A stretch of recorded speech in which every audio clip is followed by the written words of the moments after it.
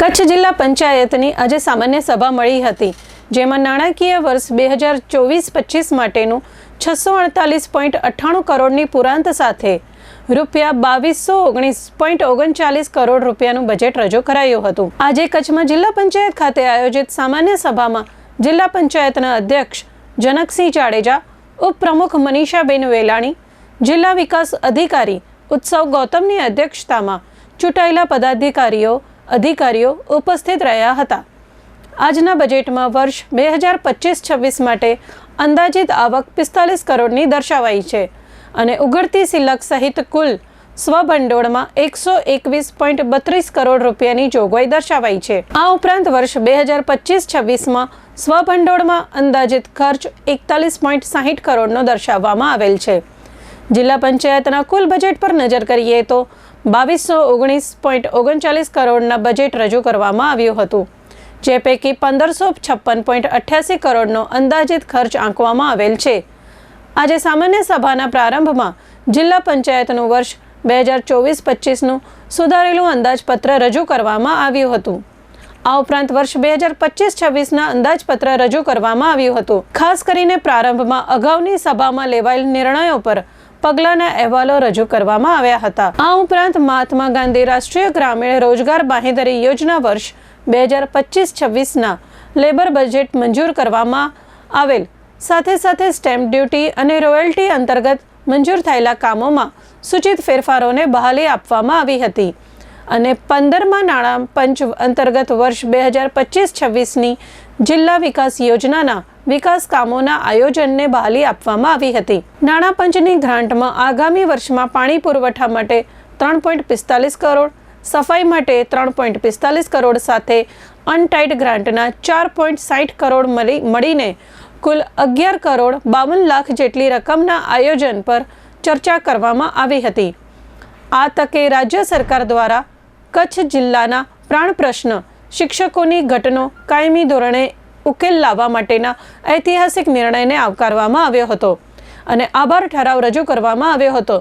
જિલ્લા પંચાયતના પ્રમુખ જનકસિંહ જાડેજાએ આજની કાર્યવાહી અંગે ચંચળ ન્યૂઝ સાથે વાત કરી હતી। આજ રોજ કચ્છ જિલ્લા પંચાયત મધ્યે સામાન્ય સભાનું આયોજન કરવામાં આવ્યું, જેમાં ગત સામાન્ય સભાની કાર્યવાહીની નોંધની બહાલી આપવામાં આવી।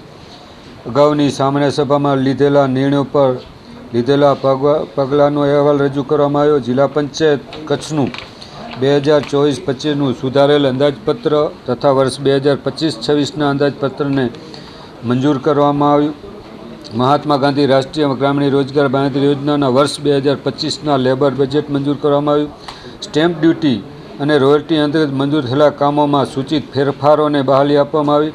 15મા નાણાં પંચ અંતર્ગત 2025-26ની જિલ્લા પંચાયત વિકાસ યોજનાના કામોને બહાલી આપવામાં આવ્યું અને આજ રોજ જિલ્લા પંચાયતમાં કચ્છ જિલ્લાને એ શિક્ષણ ક્ષેત્રે હોય, આરોગ્ય ક્ષેત્રે અને કચ્છના વિકાસ માટે ટોટલ 662 કરોડ 50 લાખ ને 20,000નું બજેટ આપણે અંદાજિત સિલકનું બજેટ રજૂ કરવામાં આવ્યું। ત્યાર પછી પણ કચ્છનો વિકાસ સતત અવિરત ગામડાઓનો અને છેવાડાના માંડવી સુધી કેમ વિકાસ થાય એ આ બધી જ જોગવાઈઓ બજેટમાં આરોગ્યલક્ષી હોય, શિક્ષણલક્ષી હોય, રોડ રસ્તાલક્ષી હોય, એવી અનેક જોગવાઈઓ આ બજેટમાં કરવામાં આવી છે।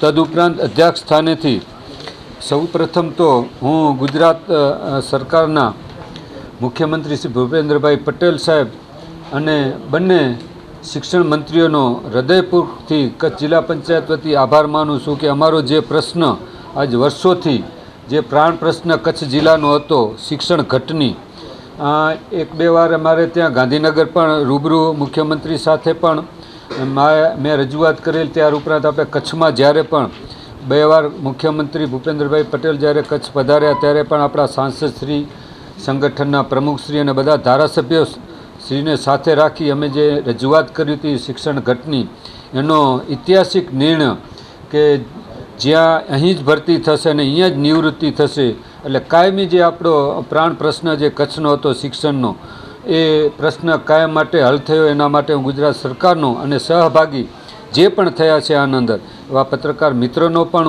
હું અહીંથી આભાર માનું છું.